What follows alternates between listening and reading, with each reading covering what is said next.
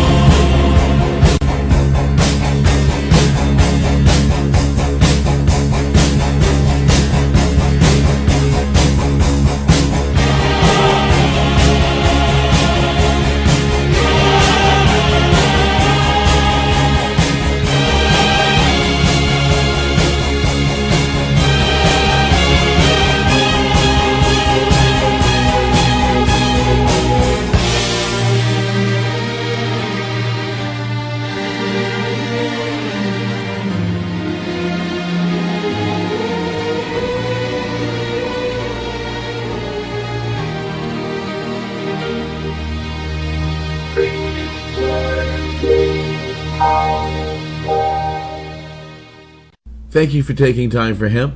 I'm your host, Casper Leitch. You are listening to an encore presentation of Time for Hemp Live.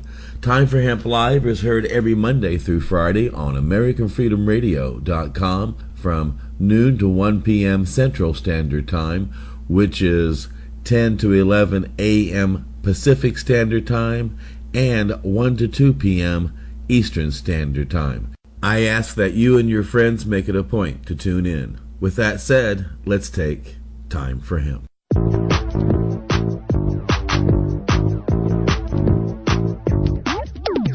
Look at all that money, yeah, the money that they spent. Take another look and take some time for hemp. Don't cut trees for paper, 'cause it hurts the environment. Stop deforestation, yeah, it's time for hemp. An acre of hemp makes 20 barrels of oil. No need for pesticides to poison all our soil. People got no food, they got no clothes, they got no rent. Well, it's time for hemp. Yeah. Thank you for taking time for hemp. I'm your host, Casper Leitch. You are listening to the live broadcast of Time for Hemp on AmericanFreedomRadio.com and on AM, FM stations all across America. I should record that. I mean, that's exactly how I start the show every day. Those of you who are listening to the show every day probably even lip sync that with me. Well, I hope so, because I love the people at American Freedom Radio. They are a hard-working group of people. And every Tuesday, I'm fortunate enough to be able to have on my program as a joint host a hardworking activist and someone I'm very proud to be able to call my friend, Kelly Kriston from KDK Distributors. Kelly, thank you for taking time for hemp. Always, lots of fun. How's it going today? Pretty mellow today, Kelly. While we got a minute, I'd like to have you tell people about how it is more healthy to use a vaporizer and how they can get one from you. Absolutely. From a health perspective, I'll tell you, when you vaporize as opposed to burning, when you eliminate the combustion, there are well over 20 carcinogens created by combustion. So they're eliminated, no rolling paper glue. So from a health perspective, pretty awesome. And I like to give away a couple vaporizers. I do so through Treating Yourself magazine. Every issue we give away two to a needy medical patient anywhere in the world who basically can't afford a vaporizer but could certainly use one. All you have to do is send me an email, kellyk@valleyofgreen.com. Let me know your situation. Send us a picture, and hey, we'll be happy to send one out. We love giving them away. And that's very kind of you to do that, because when people need not only good medication but a good source of getting their medications into their systems, and as you said, the cost of medications alone are expensive, and so without a doubt, a lot of people are on a limited income, so being able to pay rent and buy food and even hopefully get some medication, let alone think about getting a vaporizer, is definitely not within their reach, and those are the people that I need to try and get a vaporizer to. And I know there's a lot more out there. Keep sending the stuff in, because we certainly giving them away. Well, again, that's one of the reasons why I consider you to be a hero in the marijuana movement, and I can understand why so many people around the world, and especially in Canada, your home country, love you.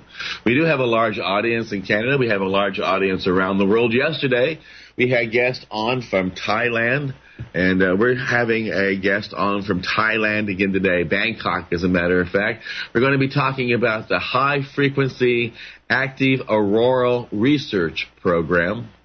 For those of you who are not acquainted with that, the acronym for that is HAARP. And it's a very interesting topic, I must say. Kelly and I have been taking a good look at it these past couple of weeks, and it's kind of mind-boggling, don't you think, Kelly? Oh, I'm absolutely blown away. I have to admit that I was unaware that HAARP existed up until a very recent that you asked me to be on the show, and this was going to be happening on the show. So of course I've checked it out. Well, we're going to take a commercial break here and pay our bills, and when we come back, we're going to sing some songs with the HAARP. here at Time for Hemp.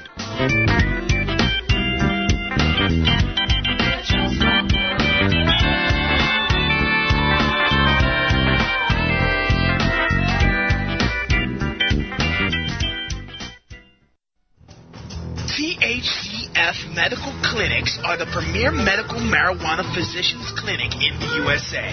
THCF has offices across the United States from Hawaii to Michigan, and in California, Oregon, Washington State, Montana, Nevada, and Colorado. THCF Medical Clinics has helped approximately 150,000 medical marijuana patients to obtain their permits to legally possess, use, and grow medical marijuana. If you have chronic pain, MS, or other neurodegenerative diseases, gastrointestinal disorders such as GERD, IBS, AIDS, cancer, spastic conditions, seizure disorders, or glaucoma, call us at 1-800-723-0188 or go to hemp.org. That's HEMP.org.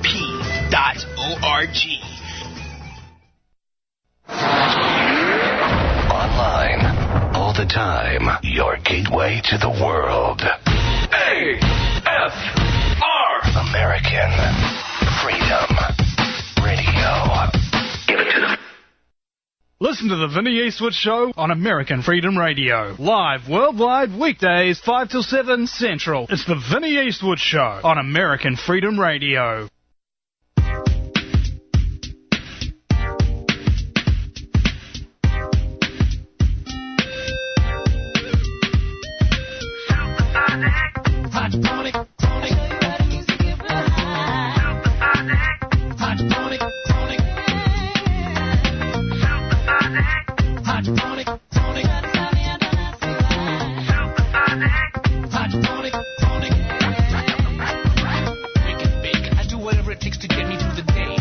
Yeah, baby, I do. I wake, I bake, and I do whatever it takes to get me through the day because I got a full plate to deal with, and that is fighting back in this war on drugs.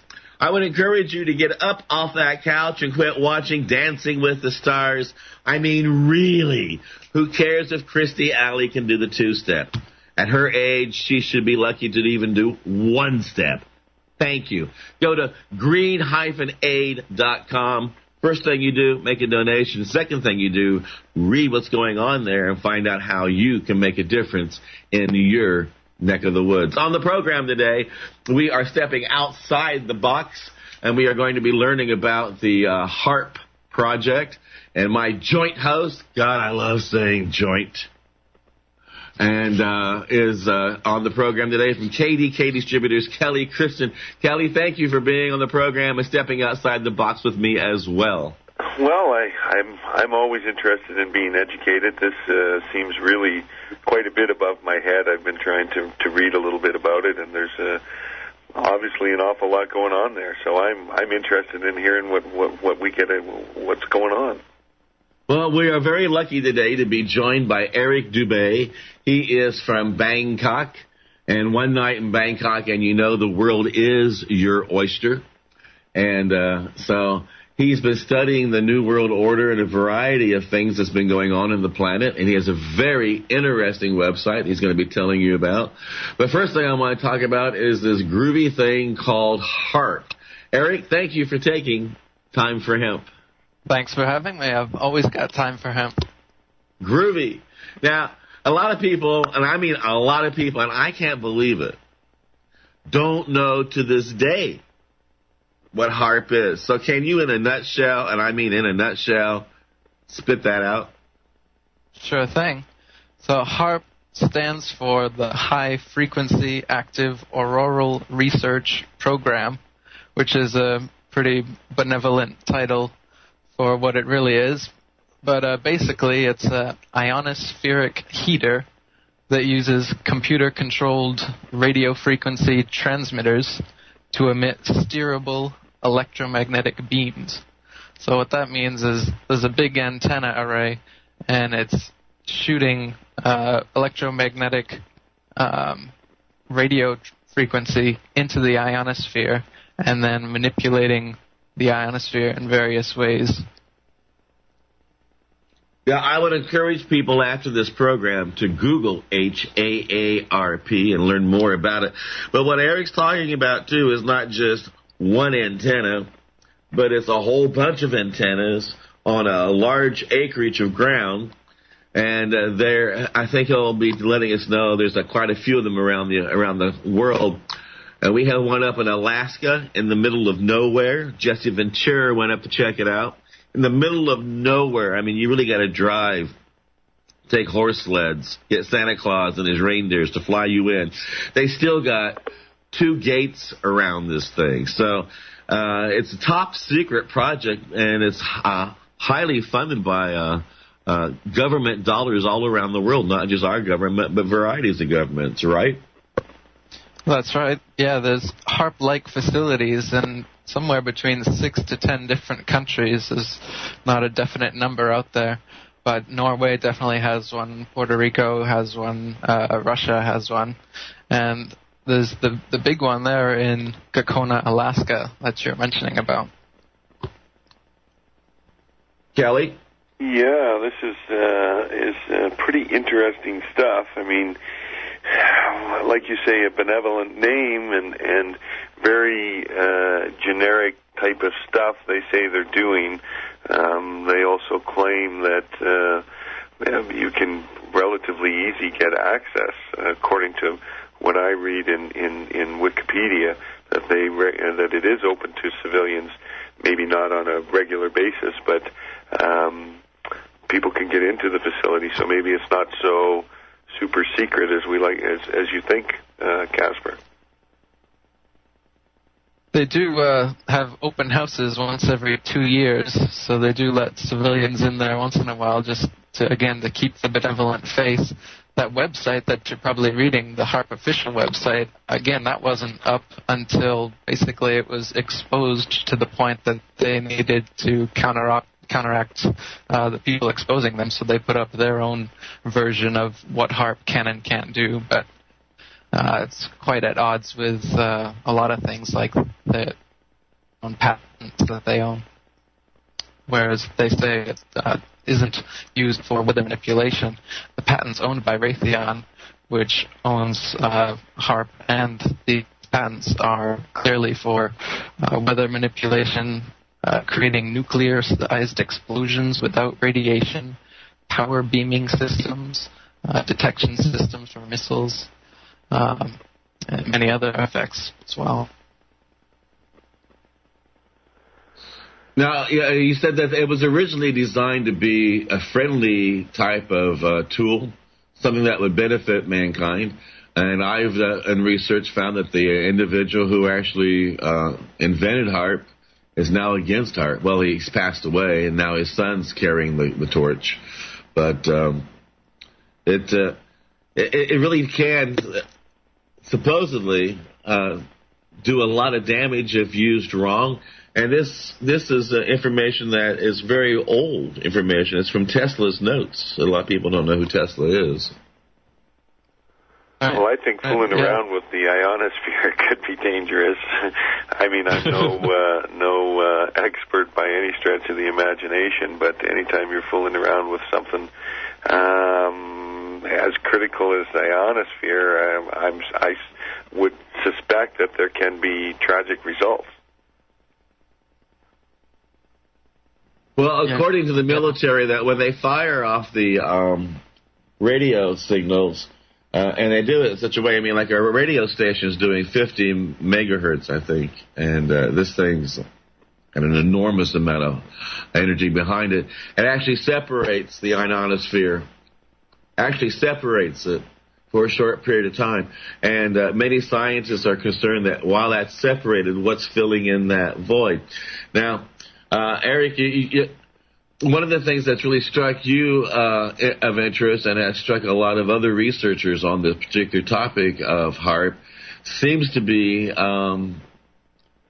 how shortly before earthquakes and tsunamis, these HAARP facilities are actually being activated and emitting radio signals.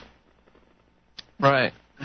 So, I mean, one of the things that the HAARP facility is able to do is trigger quakes. Radio seismologists have used small-scale HAARP-like radio tomography to search for oil and natural gas, shooting it down into the earth, and you get a reading back. But it creates these vibrations. They've actually caused mini quakes and tremors using millions of time less power than HAARP has. So it definitely has the ability to create quakes. And I've been researching the evidence of recent earthquakes and tsunamis and hurricanes, which are happening while HAARP is in use. Because there's actually a HAARP magnet in Kona, Alaska, that registers, and it's live, and you can see it on the web, and it's got an archive of every day. It registers when HAARP is active and inactive, and it actually shows the exact frequencies and everything, so you can see how high a scale it's on.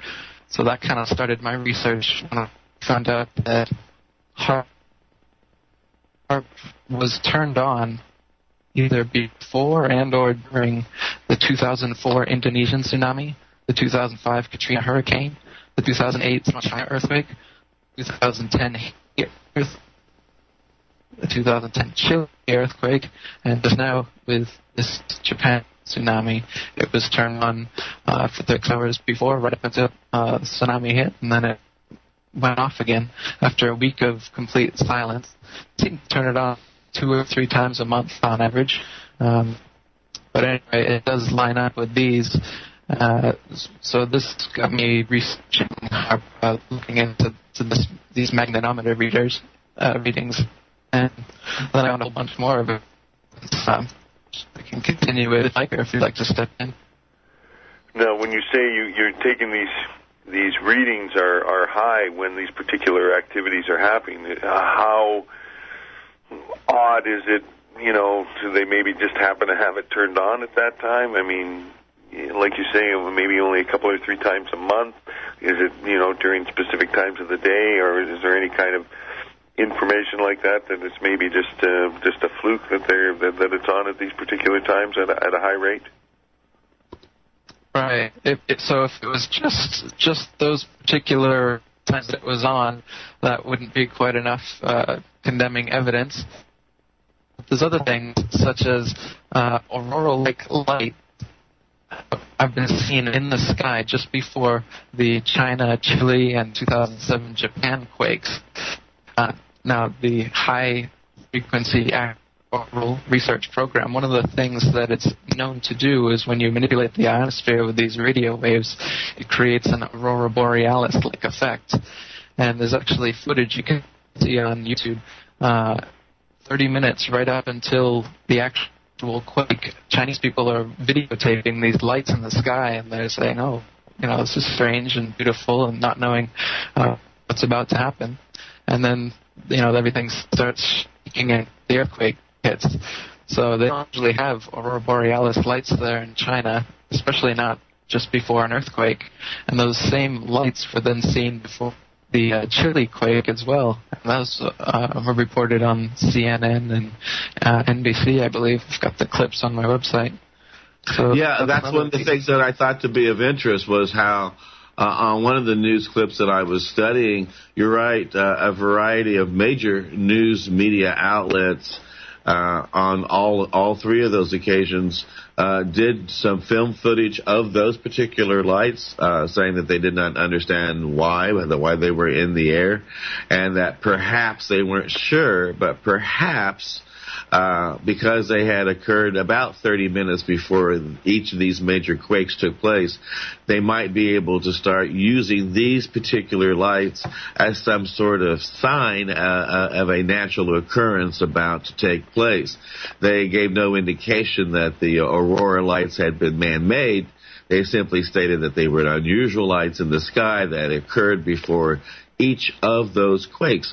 And you're right, when I was studying the HAARP project, it states at the very beginning of the project, in its original paperwork, that it would be able to create lights like you see in the northern lights in the sky.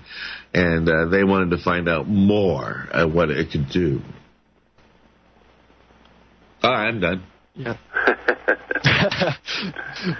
So sure, as I continued to research into these things, then I started noticing how these quakes have also seemed to be very politically timed and positioned.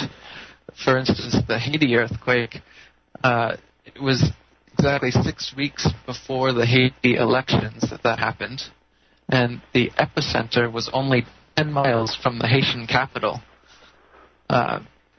Not only this, but the U.S. Defense Information Systems were already in Haiti performing natural disaster relief drills the day before it hit, and then they just happened to go live with the drills when the earthquake actually hit. You see that happen a lot, like in 9/11. FEMA was already there in New York, coincidentally on 9/10, or before the 7/7 bombings, the same thing happened. So that's kind of a footprint of these kind of planned events. Another thing, the U.S. Heritage Foundation think tank released an article within 3 hours of that Haiti quake outlining how the U.S. could use the crisis to their political advantage and how they should manipulate this event to look good in the press and to help them out while guaranteeing aid, but only conditional aid, so that they basically have to accept whatever we want them to do. And they did close down all their airports. The U.S. military went in there, and much like Katrina, instead of helping the people, they were more helping the corporations and shooting people that were supposedly looting. So eyewitnesses said there isn't really any looting happening. Outrageous. Again, I have a hard time making the leap that this particular program could be responsible to do these types of things. I mean, it's beyond my comprehension is basically what I need to say. Obviously, a lot of more than the average coincidence or this, that, or the other thing, and putting it all together. If this is the case, obviously it's a pretty scary thing that they got going up there, and obviously we need to be they need to be more transparent and confirm that they're not doing these types of things. Because I'll tell you, that's a pretty scary prospect for anybody to have those powers, to be able to do those types of things. Right. I mean, yeah, just the ability for anybody to control the weather. There's ethical questions that come into play, whether this kind of technology should even be in anybody's hands. Well, and it's amazing too that so many people are unaware of this, because it is in so many countries. And it's a variety of scientists that are thinking of this. It's not just a handful of people who consider themselves to be conspiracy theorists, but a large number of scientists around the globe now are taking a hard look at the effects of HAARP and what's actually occurring when these are charged into the atmosphere, and before and after. And that's another thing I thought was amazing was when the Japan quake hit, there was a lot of seismic activity around the entire planet shortly before and after. None of that was reported. The only thing that was reported was the Japan quake, but we had a huge amount of seismic activity in an odd number of places on the planet that particular day. That's true. And that quake, then tsunami, was kind of strange in that it had, they're calling pre-shocks or whatever, as it kind of built up these earthquakes to the big one, and then had aftershocks after that, the kind of typical way. But those pre-shocks make me suspicious as well as to if they are using a HAARP-like thing to induce the tsunami and earthquakes, then that would make sense as they're building it up and shooting it at a targeted point. The earthquakes begin rising in complexity until the final. Well, we're going to take a commercial break here. When we come back, we're going to talk more about this on Time for Hemp.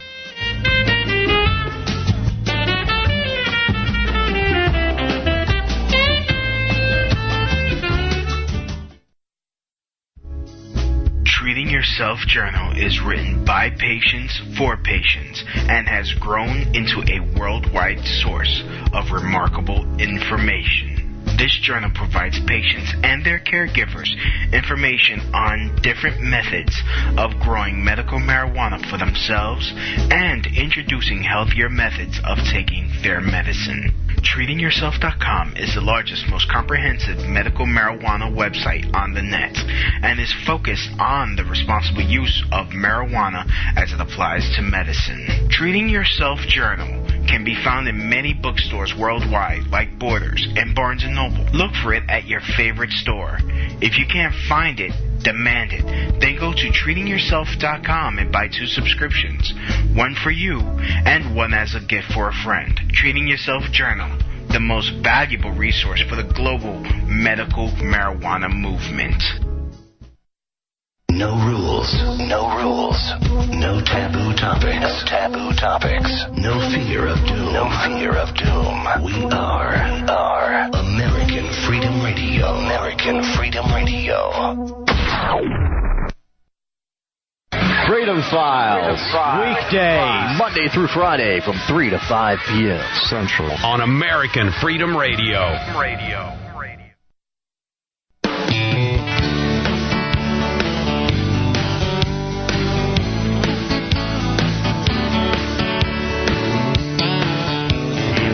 The clock to smoke your pot, you should know you're not alone. If your grass is like molasses hydro-grown, that gets you stoned. If you're counting the hours and watching the minutes for that special time when everyone hits it, take it from me, you're really not that far away. And roll me something fat and long, pack me a bowl or fill me a bomb. It only comes twice a day, but I don't care. It's 420 somewhere.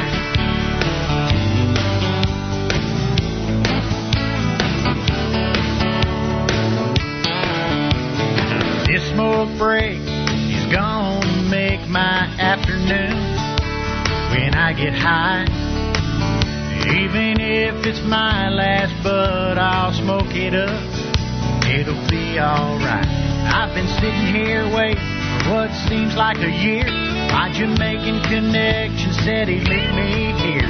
If the phone's for me, tell him he better be on his way. And roll me something fat and long, pack me a bowl, fill me a bomb.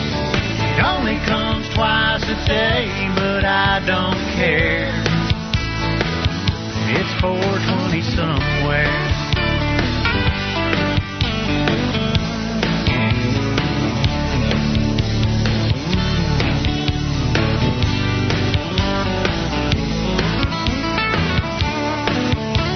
I spent all my cash, replenished my stash, but it's only 1:45. At a moment like this, I can't help but wonder, what would Willie do? He said, fire that thing up. Roll me something fat and long, pack me a bowl, fill me a bomb. It only comes twice a day, but I don't care. Roll me something fat and long, pack me a bowl, fill me a bomb. It only comes twice a day, but I don't care. I don't care. It's 420 somewhere.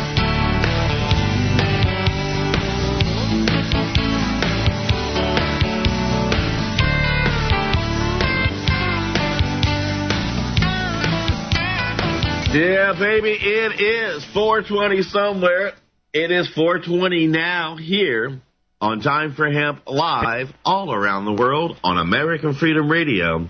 and on AM/FM stations all across America.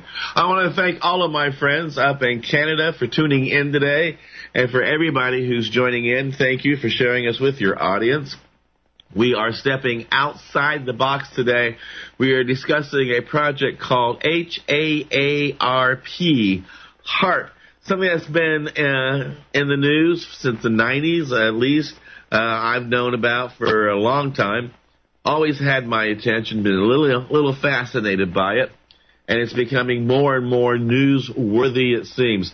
One of the things that has brought HAARP to the attention of the national media, and Eric, I think you can elaborate more on this, and I'll pass it on to my joint host, Kelly Kriston from KDK Distributors, is that around these facilities that have been established, airline pilots and news teams have noticed when they've been up in the air, whether they've been doing traffic reports or just commercial flying, that around these facilities, for some odd reason, cloud formations take on a specific structure. One example is that it totally blew the minds of some of the pilots how several thousand cloud formations came like bubbling out like a ripple, evenly spaced. Each one was evenly spaced. Totally mind-blogging. Exactly. So when HAARP is on, there's these clouds that are in rows, so they're just like long, fluffy rows that are moving along at a steady pace through the sky. And you can see these, again, on YouTube. Just type in HAARP clouds, and all over the world, not just near the HAARP stations, but all over the world, you can see these cloud formations, and you can see for yourself that this is just not something that's possible naturally. There has to be some sort of manipulation going on here, and it is perfectly characteristic of what HAARP can do. And these clouds have been seen over Japan, for instance, over the past couple of years, and there's actually been some recent YouTube videos up that are claiming to be on the day of the tsunami. And so I recommend checking out those cloud formations. Another mysterious thing as well, I don't know if you guys have been following lately, is all the dead fish and birds. They've just been dying off en masse, millions of them, birds dropping out of the sky and fish just turning over in the sea. Yes, that's also a new phenomenon. Yeah. So that would be, again, characteristic. If you're shooting and heating up the ionosphere, shooting this kind of ray up and bouncing back down, you're going to be having excited molecules throughout the air and the water. For Japan, if you're targeting the water to create an earthquake/tsunami, and expect to see dead fish and birds. I also saw reports of dolphins. I'm not sure where this was, but they were scarred and burned, and they were just coming up on shore by the thousands. Another thing, what if this isn't a man-made thing? What natural occurrence is happening right now that could be causing all of these mysterious mass animal deaths? Kelly, pass to you. Well, of course, when you mentioned the HAARP cloud, I went to YouTube and I've looked at a couple of them. The one over Japan is mind-boggling. It almost looks like wind-swept sand surface with little undulations in it. It's mind-boggling that was the formation. Now, I got asked the question: is this something that is a normal phenomenon that happens during an earthquake or tsunami? Does anybody have any information on that? I've looked into it. People have claimed that the earthquake lights have been around for a while, and it claimed that these clouds have been around. But then the other people claim the opposite on the internet. You can always find both views, and I guess in my own mind I could find both views. But really, what is an auroral light display doing a half an hour before an earthquake as a natural occurrence? Nobody can explain to me scientifically how or why that would happen. Same with these cloud formations, just my own intuition looking at these, I can't see what natural process would just happen to be creating these around the time of these earthquakes. But it makes much more sense to me in light of HAARP and weather manipulation technology. Just kind of, again, putting the pieces together. Before the Japanese quake, Hazel Takana, Japan's finance minister, went on the record reporting that he was threatened with eco-terrorism if he didn't sign an agreement with Western bankers. You can see this on my website as well. Look for Benjamin Fulford interviews Hazel Takana. So again, eco-terrorism, and then we see this happen in Japan, cloud formations. It was the fourth largest earthquake in all of history, the largest ever to strike Japan since we've been able to record the Richter scale. So evidence is the actual size and timing and position of these quakes and tsunamis, as I mentioned. Certainly some tremendous coincidental stuff for sure, and as more people put it together, I don't know. It's still kind of out there for me that this could be possible. And one thing that I'm interested in is how is it possible for them to do it, say, from Alaska all the way to Japan? I mean, can they direct their signal? I don't understand how they would be capable of bending that signal so that it would reach a specific part of the Earth other than where the facility is located. And they claim that mostly it goes straight up. So if it goes straight up, really they can only manipulate, I'm assuming, what's above them. Are they able to manipulate anywhere in the world? I don't understand how they can send the signal.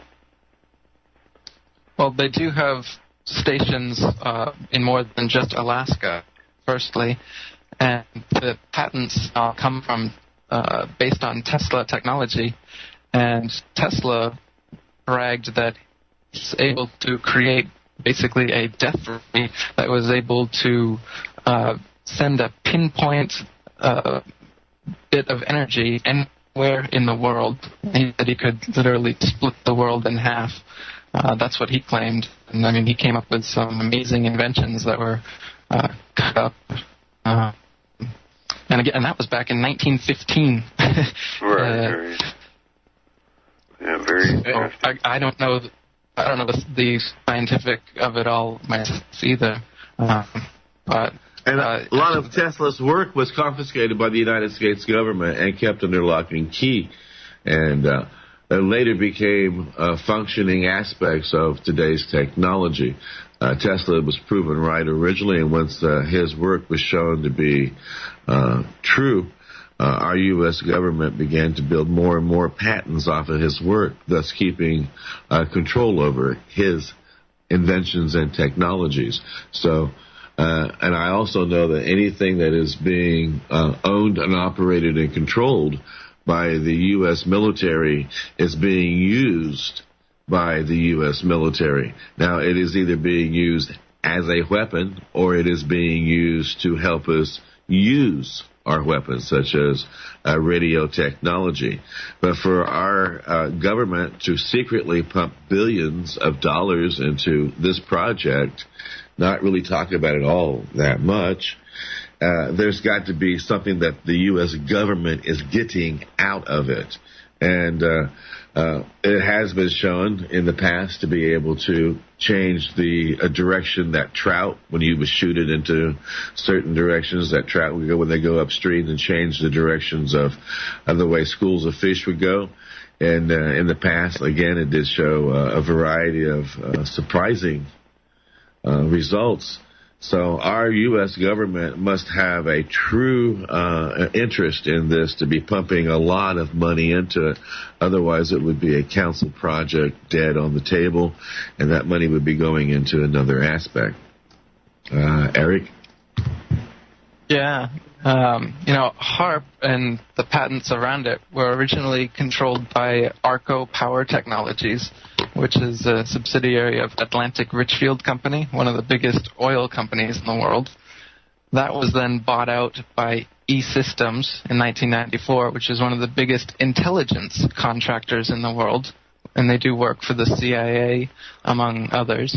And they actually make $1.8 billion in annual sales to intelligence agencies alone, and have $800 million for black projects that are so secret that even the U.S. Congress isn't told how the money is being spent. And E-Systems was just bought out by Raytheon, and that's one of the largest defense contractors in the world. The land that it's on is U.S. Air Force owned as well, and it's maintained by U.S. Navy and U.S. Air Force personnel. Meanwhile, they claim to be a civilian research program because they work with certain universities. But it's clearly a CIA, Raytheon defense contractor, funded by oil companies from the get-go. And one of the reasons why the oil companies are so interested in it is because, as I was watching information about it, the individual who invented it, and as he was talking about it, they were able to use the HAARP project and to find oil. And when they would play it over a certain area of the land, it would go boom, and that would be oil.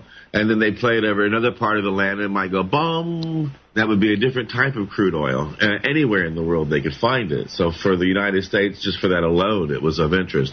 Well, we're going to take a commercial break here, but when we come back, we're going to be talking more about HAARP. Google it. Learn more about it. We're going to be talking about it next week as well here on Time for Hemp.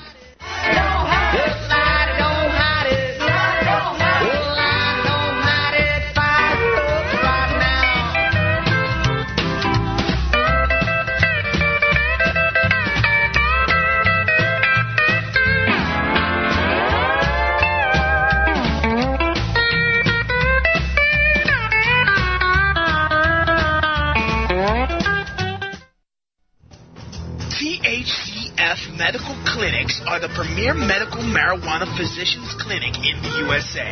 THCF has offices across the United States from Hawaii to Michigan, and in California, Oregon, Washington State, Montana, Nevada, and Colorado. THCF Medical Clinics has helped approximately 150,000 medical marijuana patients to obtain their permits to legally possess, use, and grow medical marijuana. If you have chronic pain, MS, or other neurodegenerative diseases, gastrointestinal disorders such as GERD, IBS, AIDS, cancer, spastic conditions, seizure disorders, or glaucoma, call us at 1-800-723-0188 or go to hemp.org. That's HEMP.org. Hi, I'm a California hemp worker. A lot has happened to the hemp industry within the last year. The hemp industry went from being criminal to legitimate. It also means a lot of new American jobs. I work very hard, and I want to be compensated fairly. That is where the United Food and Commercial Workers Union Local 5 comes in. Not only has the United Food and Commercial Workers Union Local 5 fought for the rights of Americans to have access to medical marijuana, but they also fight for my rights to have fair wages, medical and dental benefits, and a good retirement.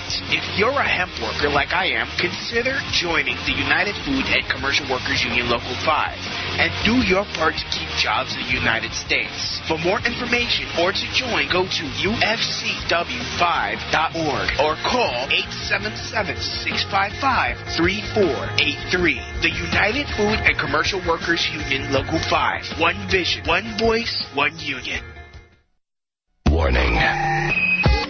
Warning. American. Warning. American Freedom Radio is habit forming. American Freedom Radio is habit forming. Use the truth carefully. Listen to Time for Hemp, hosted by Casper Leitch. Afternoons, Monday through Friday, 12 p.m. to 1 p.m. Central. Only on American Freedom Radio.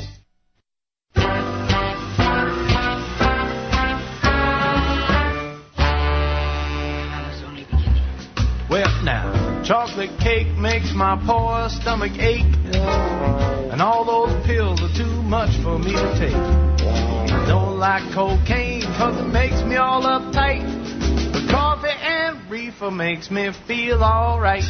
Yeah, baby, coffee and reefer does make me feel all right. A little bit of caffeine, a little toke here. I'm down in front of my computer doing what I can to fight back against the monstrous bills that have been passed in the United States Congress and then put into place all around the world. If you want to make a difference, go to green-aid.com. See what you can do to make a difference. On the program today, my joint host, KDK distributor founder Kelly Kriston, and I are learning together about HAARP from Eric Dubay. Next week, we are going to talk about HAARP one more time, and then we're going to be spending Tuesdays again on pot, and I like spending any day on pot. But we are going to be having Dr. Nick Begich on next Tuesday. He is the father of the HAARP movement, in the sense that his books and his studies on this project have been ongoing since the project started. He is up in Alaska, and he has been a person who has been talking about the different uses that the military has for this project. And it has been very interesting having this conversation with Eric Dubay. And Kelly, I pass the questions to you. Yes.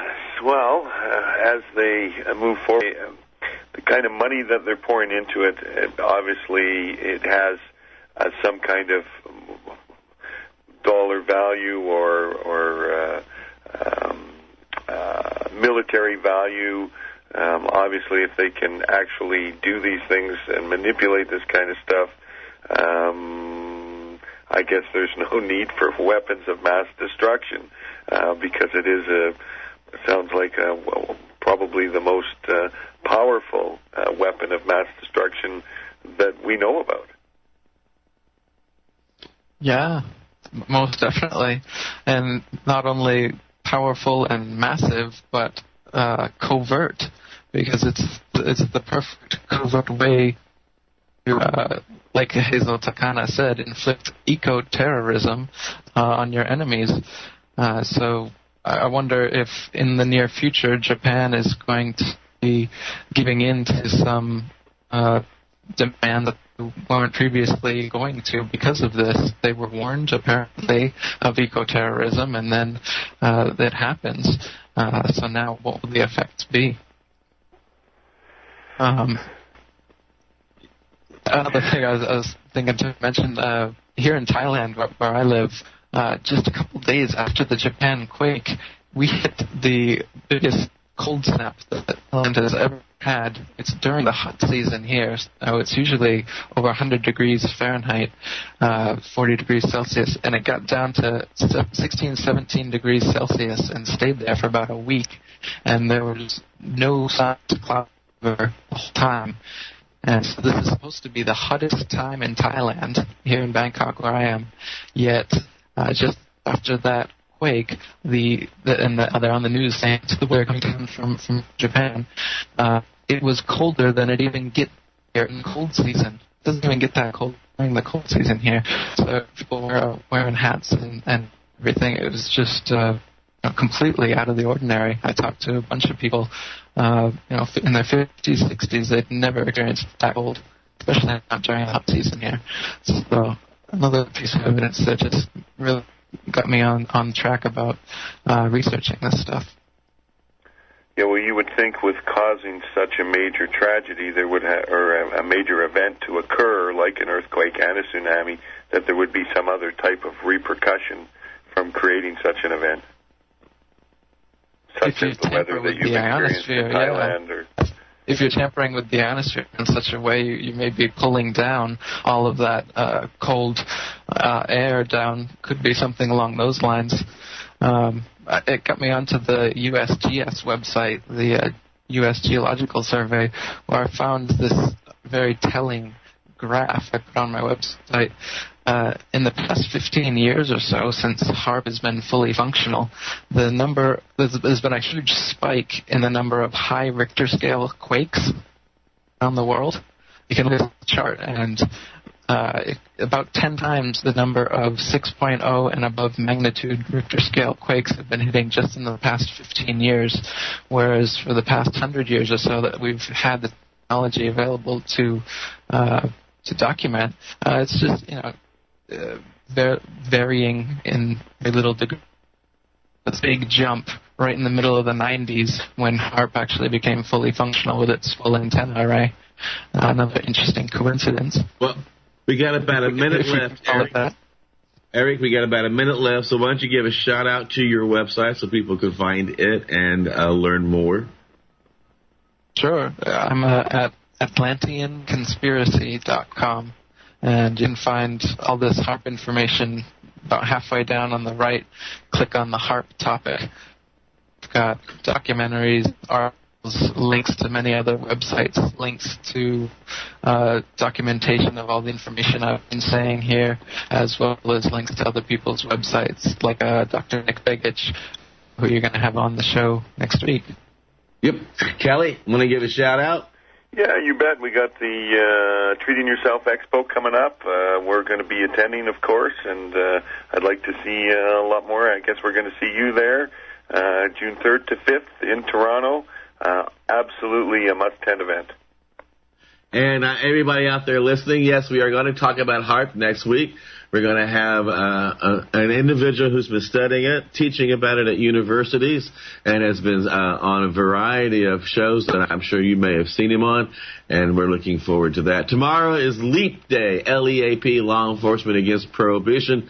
Make it a point to tune in. And as always, the next time you hear me, you'll know that it's time for hemp. The money that they